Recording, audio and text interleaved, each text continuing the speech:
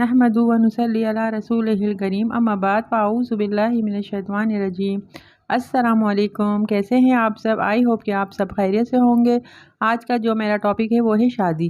देखिए, शादी एक बंधन है और हमारी बच्चियां जो हैं उनकी जो परवरिश की जाती है ना, वो हमारे यहाँ बहुत ज़्यादा सेंसिटिव अंदाज में की जाती है। हमारे यहाँ दो तरह के लोग पाए जाते हैं हमारे माशरे में।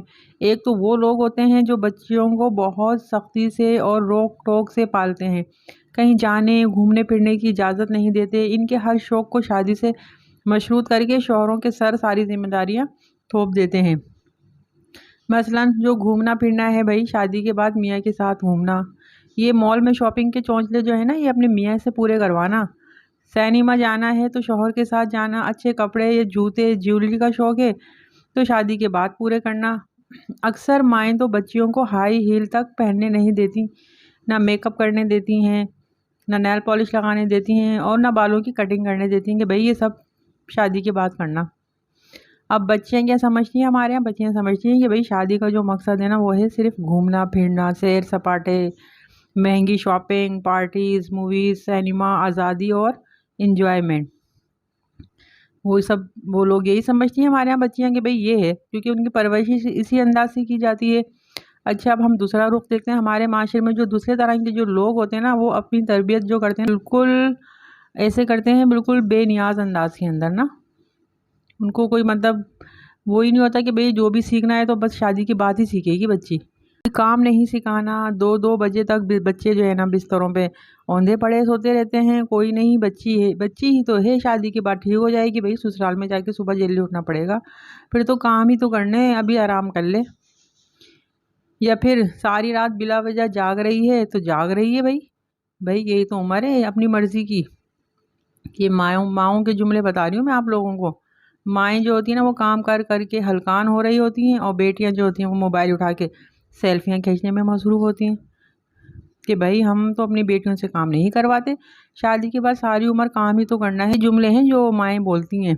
फिर हमारे यहाँ तो पढ़ाइयाँ ही ख़त्म नहीं होती बच्चियों को। बच्चियाँ पढ़ रही हैं तो फिर माएँ कभी दूध का गिलास सामने रख रही हैं तो कभी मुँह में निवाले डाल रही हैं। बच्चियाँ पढ़ रही हैं तो पूरे ख़ानदान में कर्फ्यू लगा है। घर के बुज़ुर्ग जो है ना, वो करा भी नहीं सकते, करीबी रिश्तेदार घर के बुज़ुर्गों से मिलने घरों में भी नहीं आ सकते। माँ बाप खुद किसी अयादत या किसी पुरसे या किसी शादी फंक्शन या किसी के दुख सुख में शामिल भी नहीं हो सकते कि भाई हमारी तो बच्चियाँ पढ़ रही हैं, एग्ज़ाम सर पर हैं, इतनी सख्तियाँ करते हैं। अब माएँ जो है ना, वो काम कर करके घिस रही हैं। बच्चियाँ सारा सारा दिन टांगे मोड़ कर बिस्तरों पे लैपटॉप खोल कर बैठी हैं। बच्चे जो है ना, वो बिस्तरों की जो है ना चादरें तक नहीं सही कर सकते ना। जब सही नहीं कर सकते तो वो उसको चेंज कैसे करेंगे? कंबल जो होते हैं ना, उसको भी तय करके नहीं रखते। मैले कपड़े जो है ना, वो बाथरूमों में जो है पड़े हैं, तो माएँ आ रही हैं तो उठा रही हैं कि भाई ये तो अभी पढ़ रही है हमारी बच्ची। इसके बाद ये पढ़ती हुई कौम फुल तफरी करती है, या पढ़ती है या दोस्तों के साथ घूमती। आज दोस्तों के साथ डिनर पे गई है तो आज हाई टी पार्टी पे, आज शॉपिंग करने, आज फला दोस्त की बर्थडे सेलिब्रेट करने, आज फला की ढोलकी है, आज किसी का ब्राइडल शॉवर है। या फिर हमारी नई नस्ल या तो कमरों में बंद मिलेंगी या घर से बाहर मॉल्स या होटल्स में। अब कोई ये बताए कि ये लड़कियां जाके ससुराल संभालेंगी? अब आप मुझे ये बताएं, घर संभालेंगी ये लोग? रिश्ते निभाएंगी? अपने बच्चियों की अच्छी परवरिश करें। क्या इनको किसी के दुख सुख का एहसास सिखाया जा रहा है?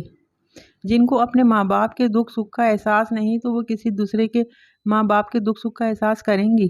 जिनको सिर्फ ये फिक्र है कि उन्होंने दिन चढ़े तक सोना है, 2 बजे तक 3 बजे तक, कोई उनको डिस्टर्ब ना करे। एक एक बालिश ट्राउज़र टखनों से ऊपर उठा के स्टाइलिश स्कार्फ सिर्फ मुँह पर लपेटना है। जिस्म नज़र आता है तो आता रहे, और जब दिल चाहे मुँह उठा के कहीं भी चले जाएं। किसी की ज़रूरत नहीं है कि उन्हें रोक या टोक दे।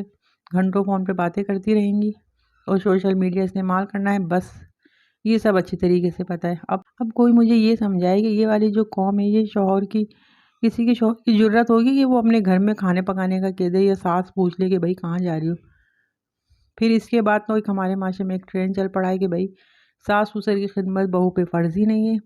अब ये नहीं पता कि बीवी की जो महंगी शॉपिंग खर्चे भी जो है ना, वो शौहर पे फ़र्ज़ नहीं है, सिर्फ और सिर्फ नान नफ़के की ज़िम्मेदारी है। अब हमारे यहाँ जो है ना, बच्चों को रिश्ते निभाने नहीं सिखाए जाते, शौहर को काबू करना सिखाया जाता है, या फिर शौहर की कमाई पे कब्जा करना, हक जितलाना सिखाया जाता है। ऊपर से जो हमारा मीडिया है ना, उसने तो बेड़ा गर्क कर दिया है हमारी नौजवान नस्ल का। अपने शौहर की कमाई को कहाँ खर्च करना है, कितनी समझदारी से खर्च करना है, ये भी नहीं सिखाया जाता। ना बजट का कुछ पता है, ना घरदारी का, ना मेहमानदारी का, ना शौहर के रिश्ते ताल्लुकदारों का, ना लेन देन का, किसी का कुछ नहीं पता। अब देखें इस उसके अंदर जो है हमारे यहाँ शादियाँ हो जाती हैं और इसी वजह से हमारे यहाँ शादियाँ जो है ना नाकाम हो रही हैं। डाइवोर्स जो है वो कितनी ज़्यादा बढ़ रही हैं, तलाक का जो रेशियो है ना वो इतनी तेज़ी से बढ़ रहा है पाकिस्तान के अंदर। पाकिस्तान के अलावा भी और जितने भी ममालिक हैं हमारे, उन सब में जो है तलाक का रेशियो बहुत ज़्यादा बढ़ रहा है, क्योंकि बर्दाश्त की बहुत कमी है। हम अपने बच्चों की इस तरीके से तरबियत ही नहीं कर रहे कि भाई उनको सिखाया जाए बर्दाश्त। सबसे बड़ी जो चीज़ होती है वो होती है बर्दाश्त। बर्दाश्त की कमी इस कदर हो गई हम हमारे अंदर कि हम किसी की कोई बात बर्दाश्त नहीं कर सकते। तो फिर हम रिश्ते कैसे निभाएंगे, हम अपनी शादी कैसे निभाएंगे। और शादी तो एक बंधन है जिसमें दोनों तरफ से निभाना पड़ता है, हस्बैंड को भी और वाइफ को भी। तो आई होप कि आपको मेरी बात समझ में आई होगी और आप इससे फ़ायदा उठाएंगे और अपने बच्चों की अच्छी से तरबियत करेंगे ताकि वो आगे जाकर अपनी कामयाब ज़िंदगी गुजारें, अपने बच्चों की अच्छे तरीके से तरबियत करें। ये वीडियो पसंद आई है तो लाइक करें, मेरे चैनल को सब्सक्राइब करें और अच्छा सा कमेंट करें और मुझे बताएं कि आपको वीडियो कैसी लगी। कल तक के लिए इजाज़त दीजिए। अल्लाह हाफिज़। अस्सलामु अलैकुम वरहमतुल्लाहि वबरकातुहू।